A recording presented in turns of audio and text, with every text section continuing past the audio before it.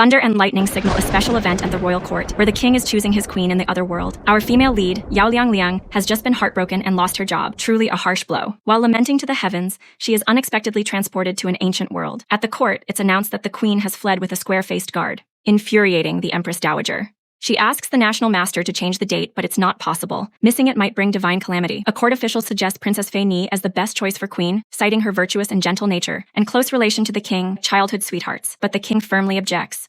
He insists on choosing his own wife without interference. As tension rises, Liang stumbles in, drunk and causing chaos, disrupting everything. She imagines the courtiers are playing a cosplay mystery game. Civil and military officials steer clear of her. The Empress Dowager stands to have her seized, but the king stops them. Liang sees the male lead approaching, then faints. The king catches her and announces to everyone present that she is his queen. He carries her to his chambers, noticing a corner has changed. Liang's room has also crossed into this world, opening a door to a strange room. He sees a colorful world with towering buildings, a dazzling sight for first-time viewers. Meanwhile, the Empress Dowager is furious because Princess Xiang was abandoned in the hall, while Fei Ni enters, plotting with her to eliminate Liang from the palace. The next morning in the female lead's world begins with an alarm clock. She's tied up, unable to move, and is shocked to see someone resembling Wang Zheng before her. Even more surprising, he wants her to be his queen. Later, Princess Fei Ni brings soup, mentioning the Empress Dowager's birthday in 3 days, where Liang must perform the traditional skills of Dongshan Kingdom. After everyone leaves, she asks the king's permission to return to her world, planning to hire workers to rebuild the wall as if nothing happened. But the cost of the wall must be paid by the male lead. Ever the opportunist, she's refused by the king. The king takes her to the execution ground, where a man who defied his orders and escaped the palace is punished with dozens of arrows. Witnessing this terrifying scene, Liang faints but is caught by the king. He takes her to train, as the Empress Dowager suspects she's not the real princess.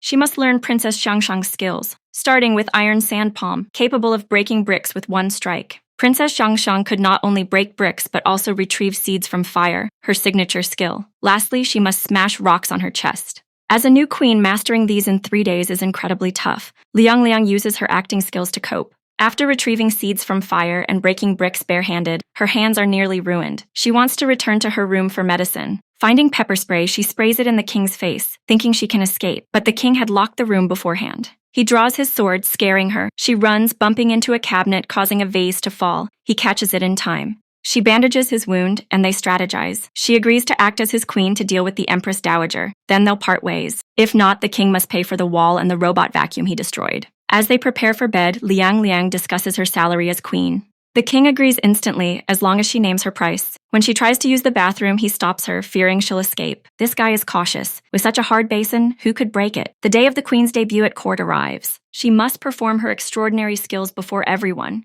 using future props like sponge bricks and fire-resistant oil on her hands. Liang easily fools the Empress Dowager and officials, but the Empress Dowager isn't convinced. Having heard the queen's golden bell iron cloth technique can withstand countless arrows. A maid ties a target to Liang as archers aim at her. How will she handle this? In a critical moment, the king stands and orders the archers to stand down. He confesses that the queen isn't Princess Xiang, it was his doing. If the Empress Dowager wants to punish someone, it should be him. Liang sinks with him but goes overboard, claiming they're truly in love and that she's pregnant with the king's child. The story spirals out of control. The king has to follow her lead. Seeing their apparent sincerity, the Empress Dowager reluctantly agrees, but reconsiders the queen's position, as she's not Princess Xiang. In his chambers, the king asks Liang to act as queen for 2 more months, but she refuses. She's not a queen trainee. The king thinks it's a test, but this role is too dangerous for her. From riches to rags, she gets a call about a debt. After vowing never to see him again, she reconsiders. She'll be his queen, but with some compensation. After calculating Wi-Fi, utilities, insurance, and rent, it totals 9,300 units. This girl is cunning. Hearing a commotion, they check and see a familiar guard reporting. The one shot with dozens of arrows, yet alive. He's the king's subordinate, a deceiver. The king learns it was due to Ruolan's carelessness with a lamp, causing a curtain to catch fire. Though unintentional, Ruolan faces 50 lashes. Liang intervenes, taking her back to treat her burns. The 3 talk, but their wavelengths don't align, making the conversation slightly chaotic. Liang gives Ruolan burn ointment,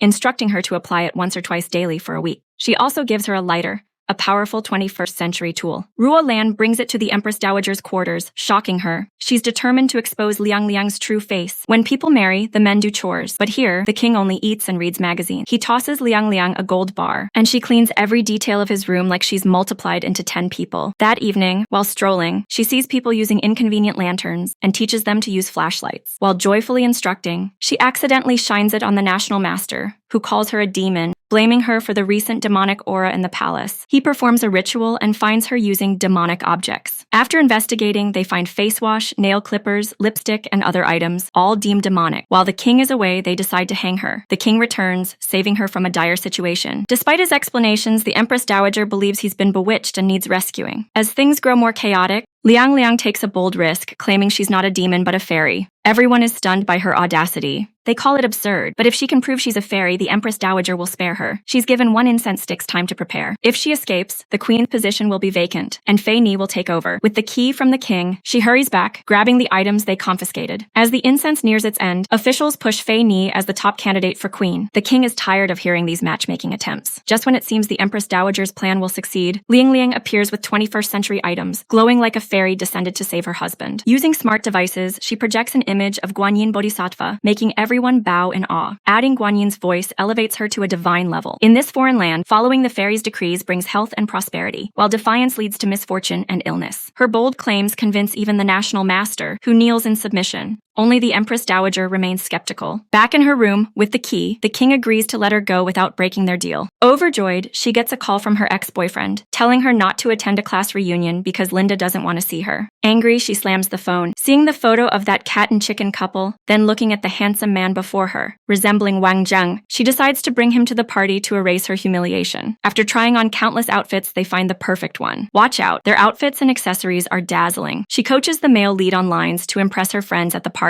Unaccustomed to cars, he vomits on his clothes. She tells him to wait while she greets her friends first. Entering the lavish party, she feels no joy watching the cat and chicken couple being affectionate. Linda tries to pair Liang Liang with a flirty guy, a Feng. She calls for a toast to this new love, but faces gossip and disrespect from others. Feeling unvalued, Liang Liang leaves. The male lead arrives, dressed in a sleek black suit looking incredibly refined. He's adapted to modern fashion impressively. Linda tries to chat with him, but he ignores her, making her visibly angry. He approaches Liang Liang, reciting his memorized lines loudly, making her beam with pride. He introduces himself as Wang Zheng, a global performer who met her here and plans to propose. Amid cheers, he pulls her close, their lips nearly touching before pausing. Why tease like that? Just kiss already. On the way back, Liang Liang thanks him. Thanks to him, that dog couple was fuming. So satisfying. Passing a night market, she asks the driver to stop and takes him to eat stinky tofu. He devours over 10 bowls. Quite an appetite. At an arcade, they play claw machines, spending a lot but failing to grab any plushies.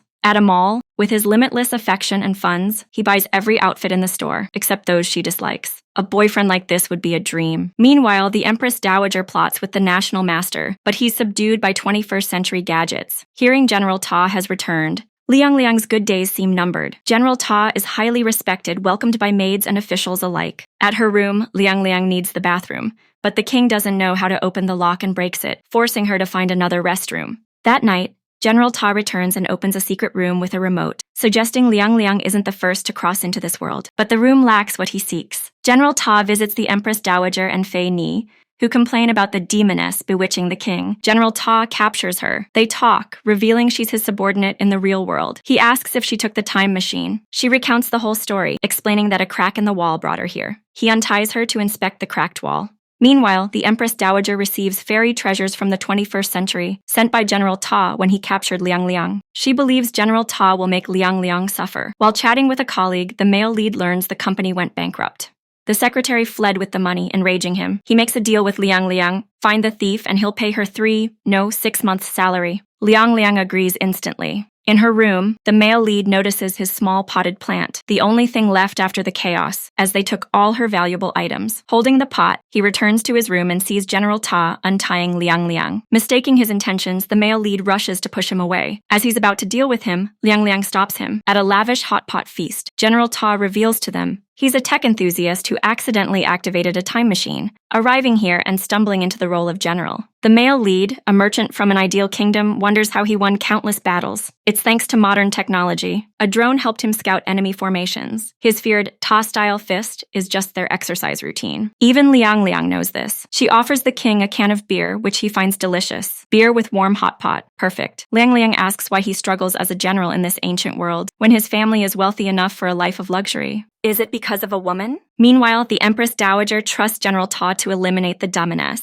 This chess game is too complex for anyone else to infiltrate, only he can be relied on. Back at the party, they're playing Truth or Dare. When the plastic bottle points to the male lead, he chooses Truth. General Ta asks if he likes someone, and the king firmly says yes, sparking curiosity about his answer. Liang Liang blushes, her heart fluttering with romantic hope. Since only one question is allowed, they wait for the next spin. This time it lands on General Ta, who also chooses Truth. Asked the same question, he admits it's Princess Fei Ni. Gentle, generous, beautiful, and virtuous. He recalls their first meeting, pretending to bump into her to strike up a conversation. Each encounter was a new memory, though touching her hand left them both shy and speechless. Just thinking about it feels blissful. The next spin lands on Li Xiang again, who chooses a dare. That night, General Ta bravely brings a gift to Fei Ni and leaves quickly. Seeing her reaction, both protagonists realize Fei Ni has fallen for Li Xiang. One more confession, and they'll be a couple. Truth or Dare is perfect for their romance. The protagonists eavesdrop, but the male lead reminds Liang Liang to focus on her own matters. She insists she's happily single. The next morning, despite 6 or 7 guards at the gate, they can't stop a mysterious princess. Wielding 2 massive hammers, her imposing figure matches her strength. Talking with the Empress Dowager reveals she's Princess Xiangxiang, twice the size of the female lead. She came to marry the king, but is furious to learn he already has a queen. Leaving in disgrace from Dongshan Kingdom is unacceptable. If this marriage fails, the Iron Clan leader of thousands of warriors won't forgive them. Fei Ni shifts the blame to Liang Liang, claiming she seduced the king, ignoring everyone's advice, even the Empress Dowager. Furious, Xiangzong demands to meet her. At Liang Liang's room, Xiangxiang is struck by Li Xiang's charming beauty. It seems the princess has fallen for Li Xiang at first sight. She orders the male lead to end his engagement with Liang Liang, or the Iron Clan leader will raise the place. What a pity for Li Xiang. If Xiangxiang weren't betrothed to the king, she'd have married him as a live-in son-in-law. Bored after 3 days, she invites Li Xiang to tour the palace. While chatting, the male lead thinks Liang Liang is jealous when she says she doesn't want to be queen. She stomps off in a huff. Meanwhile, Li Xiang carries heaps of items for Princess Xiangxiang. When Fei Ni offers to help, he accidentally drops them.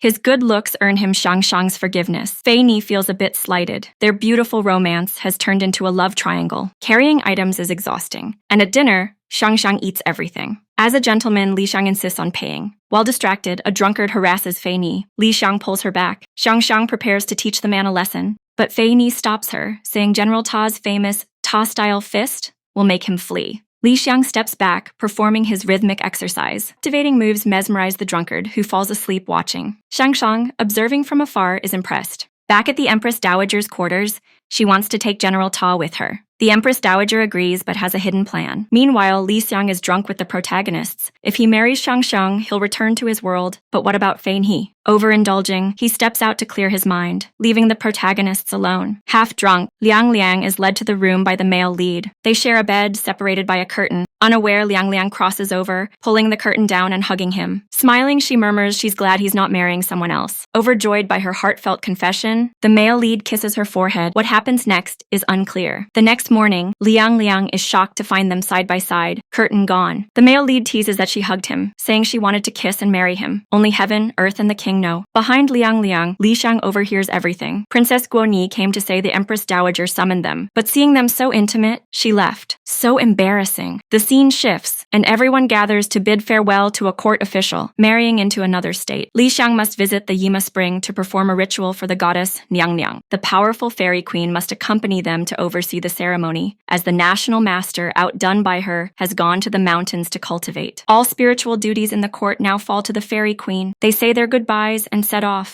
As Princess Xiangxiang and her army move, they sense something amiss. Assassins may be trailing them. Liang Liang finds the eerie silence outside unsettling. Her eyes and mouth widen in shock at something unexpected. Scene shifts. Guoni asks Fei Ni why she's happy, not sad, when she was so kind to General Ta, now leaving. Plucking a leaf, Fei Ni replies cryptically, because those people can never return. Has Fei Ni uncovered Li Xiang's secret? In his room, the male lead is anxious, waiting for Liang Liang, who hasn't returned. Scene shifts.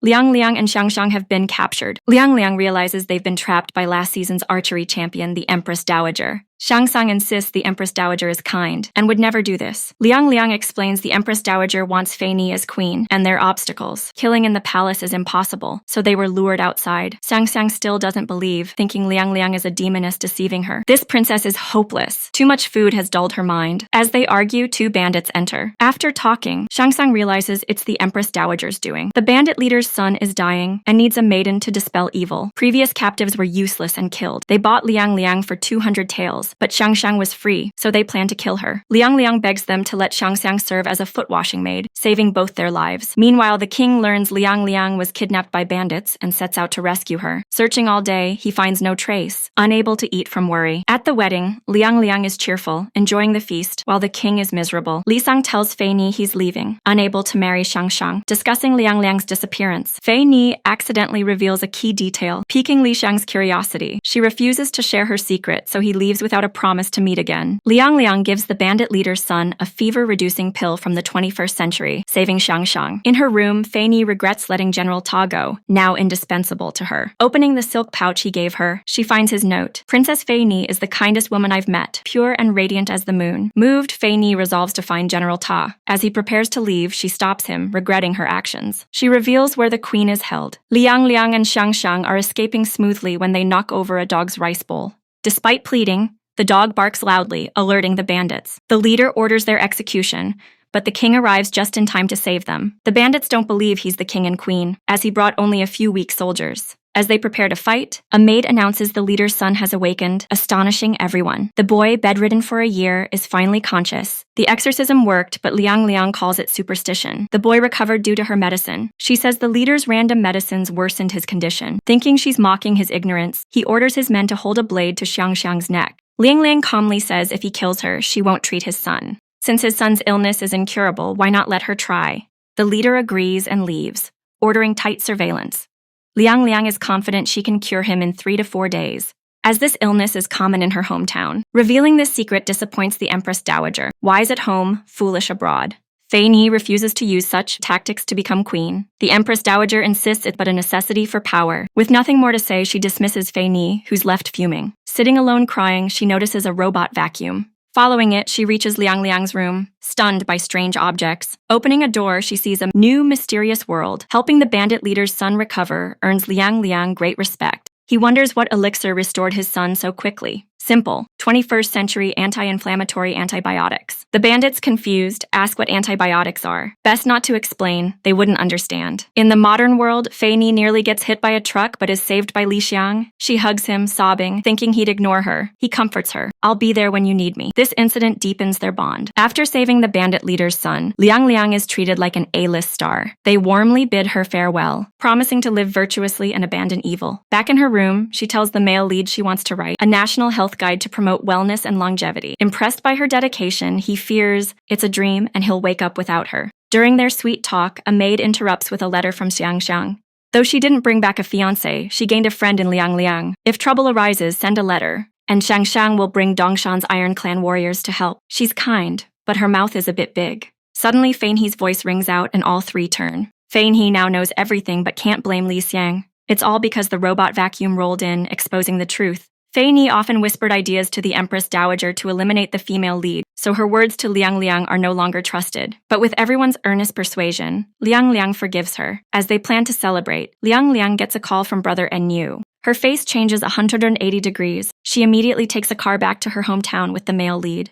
At home, she rushes to find her grandma, but thankfully, she's fine. The family gathers, chatting warmly. Seeing Liang Liang close with brother Enyu, the male lead burns with jealousy. When grandma asks him about himself, he calls himself this king, but forgets he's in another world, quickly changing to a pianist artist. When Enyu shows off, the male lead competes, determined to win grandma's approval and outshine him. Liang Liang realizes grandma faked fainting to get her help with chores. Exhausting. Seeing her tired, Enyu cheers her up. Grandma snaps photos of the trio, bragging to friends about her granddaughter's return, with her handsome pianist boyfriend. The male lead, watching Liang Liang and Enyu tease each other, is furious but helpless. Just a day at her family's home, and he's bombarded with questions from grandma's neighbors about age, family, and finances. It's a headache. Liang Liang, busy herding chickens, leaves him to fend for himself. When asked to perform piano, he smoothly pivots to calligraphy, his forte, so no worries there. The next morning, he cooks, asking grandma to teach him Liang Liang's favorite dishes. She asks about their future plans, but he's unsure of Liang Liang's intentions and hasn't thought that far. Though she seems carefree, Liang Liang is kind and sensitive. Orphaned young, with grandma aging, she hopes the male lead will care for her. Though they've only met once, grandma sees his sincere gaze at Liang Liang and trusts him to cherish her. She entrusts Liang Liang to him, hoping he'll never let go.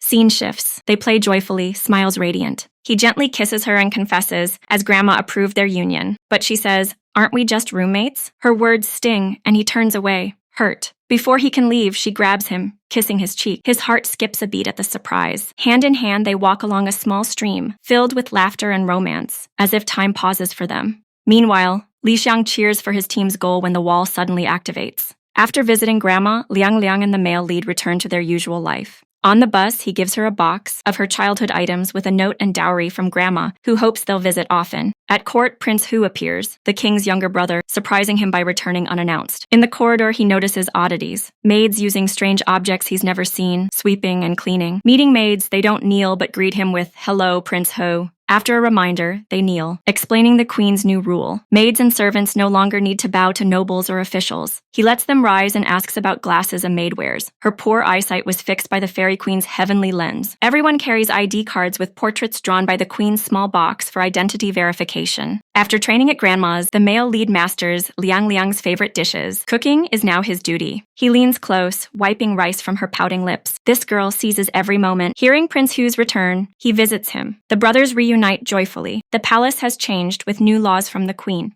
Hearing it's his sister-in-law's doing, Prince Hu wants to meet her. She emerges in a bunny outfit chewing rice. Meeting her brother-in-law like this, so embarrassing. The Empress Dowager suspects Prince Hu's long absence and return, hides motives. With the demoness's growing fame, he might help her. Knowing Liang Liang's birthday from Grandma, the male lead secretly plans a romantic celebration. Everything's perfect, except the cake looks a bit funny. After wishing, he tells her to close her eyes and gives a gift. Expecting a ruby ring, she gets a glowing kid's watch. Luxury, in quotes. Fei Ni brings rejuvenating soup, and Li Xiang offers wine for Liang Liang's birthday party. As they plan truth or dare, the time machine activates, shaking the room. 2 days ago, Li Xiang found Dr. Feng, the seller, who said the machine's parts are faulty, causing instability. He warned against returning, or they'd be stuck. The machine's time freeze is at 5 p.m. tomorrow. With his company bankrupt, Li Xiang chooses to stay with Fei Ni. Everything's changing fast, just settling in, and now the portal's closing. Liang Liang strolls to clear her mind. Sitting pensively in the corridor, Prince Hu chats with her, asking how he looks.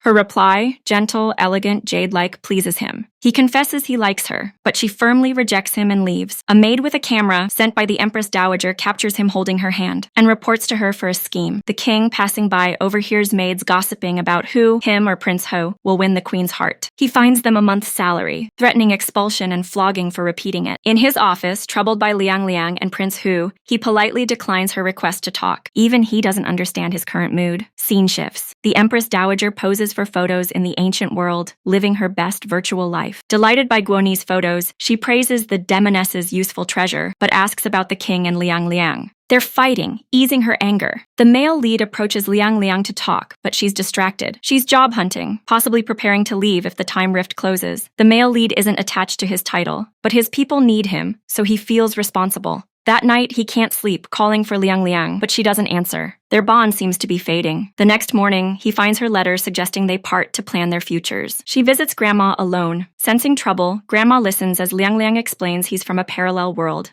a king. The time rift at her house brought them together. Initially clashing, they became friends, then lovers. She thought they'd be together forever, but the rift will close soon. She wants him in her world, but as a king, his people need him, so they may never meet again. Grandma urges her to join his world, joking she'd visit to check on him. They chat excitedly about a hopeful future. Scene shifts. The male lead, surrounded by beer and wine in the modern world, decides to join Liang Liang's world, passing the throne to Prince Ho. Despite Li Xiang's warnings against reckless abdication, his heart is with Liang Liang. Li Xiang calls him lovesick, but isn't he staying for Fei Ni? Same thing, stop judging. Liang Liang heads to the imperial garden, hearing the male lead is there. He gives Guoni silver, houses in the west, and her bond contract as he's moving to Liang Liang's world, no longer a king. The silver ensures her future. Liang Liang, not watching her, falls into a dry well, only a few feet deep. The king isn't too worried. A servant tosses a stone down, hearing a sound, confirming she's fine. Prince Hu arrives, competing with his brother. To have maids lower a rope, but Liang Liang climbs out herself, needing no help. Seeing his queen injured, the male lead carries her to her room, massaging her feet. Such a gallant man. Their bond strengthens after time apart. Both want to confess, so he lets her go first. She and Grandma want to live in his world. Overjoyed, he hugs her, saying he learned "I love you" in her world. After months, she finally hears the love she's awaited. Their hearts beat as one. Scene shifts. Prince Hu plans a scheme for midnight, using fireworks as a signal. What's his will return to him? The protagonists sit outside, stargazing, chatting happily about the queen's role. Suddenly, fireworks light up the sky. The king finds it odd, Why fireworks tonight? A maid rushes in, reporting to the Empress Dowager that Prince Hu is rebelling. Soldiers surround the couple, and Prince Hu approaches, greeting politely before ordering his men to draw weapons for intimidation. The king expects General Ta to protect him, but Prince Hu parades a bound Li Xiang before him. He reveals his return's purpose: to reclaim what's his, eliminate his brother, and seize the throne. Prince Hu orders his men to seize the king. Liang Liang intervenes, but he shamelessly asks her to be his queen. She refuses, demanding their release. When he refuses, she threatens her life, forcing him to relent. He promises not to harm the king, but vows to marry her in 3 days. He has the king and Li Xiang taken away. The next day, the king, General Ta, Fein He, and the Empress Dowager are locked in a dungeon. A guard reveals Liang Liang agreed to marry Prince Hu to spare their lives. She visits, rushing to check on them, promising to save them. "You've saved me before, now it's my turn." They pinky swear. After a few words, soldiers drag her out. That night, a drunk Prince Hu barges into her room, annoying her. Arrogantly claiming she's his, she condemns him for stealing his brother's throne and woman. Worse than a beast. He declares he'll eliminate any opposition. She keeps berating him, earning a slap. Unfazed, he says she'll be his tomorrow, leaving cheerfully, ordering guards to watch her closely. Once he's gone, Liang Liang uses a walkie-talkie to contact Guo Ni, but gets no response, leaving her dejected. The next day, heavy rain mirrors the mood. The grand wedding proceeds as planned. In the dungeon, the king recalls moments with Liang Liang. At the altar, Prince Hu awaits, but she's uncooperative, refusing to hold the ceremonial wine. He threatens the king's safety, forcing her to comply. As she raises the cup, Princess Shangshang interrupts, followed by Guo Ni. Last night, Guo Ni heard Liang Liang's walkie-talkie call, but lost the signal when responding. Liang Liang is thrilled help arrived,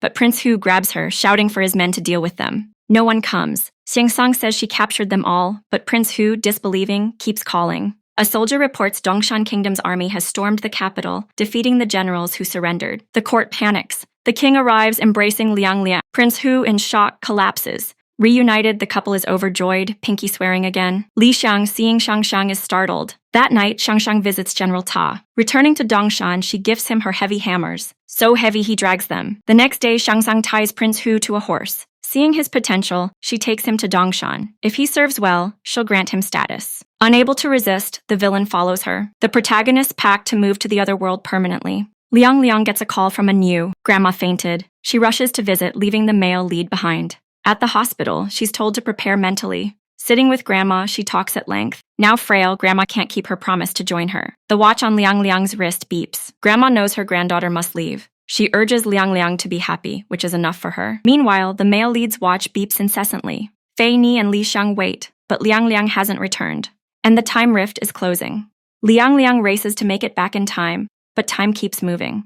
Strange phenomena occur in the room. The king trusts she'll return, waiting patiently. Friends urge him to leave, or he'll miss the deadline. At exactly 5, Liang Liang reaches the room, but the rift has closed, restoring the original state. Devastated, she cries, recalling moments with the male lead. Lying sadly on a chair, the door opens. It's the king, who chose to stay in her world. Worried she'd be hungry, he bought groceries to cook. From now on, nothing will separate them. While kissing, Liang Liang suddenly asks about his kingdom. He entrusted it to Fei Ni and Li Xiang, now king and queen. They adopted a 7-day week and new laws for all. The Empress Dowager is pleased Fei Ni is queen and plans to retire, urging Guo Ni to find a husband. Li Sang and Fein He are satisfied with the male lead's legacy, applying his guide for a fairer, happier populace. They wonder how the protagonists are faring. Liang Liang makes her boyfriend study social and natural sciences, Monday to Saturday with Sundays for review, but he skips basics, diving into advanced texts, exasperating her. While kissing, her brother arrives, an assistant to Wang Zheng, threatening to sue them for using videos, resembling his artist, harming his reputation. After much chatter, the couple is confused. Then, the famous Wang Zheng appears, shocking Liang Liang, and so the story ends here. Thanks for watching. If you enjoyed it, give us a like and subscribe to the channel. Goodbye, and see you in the next videos.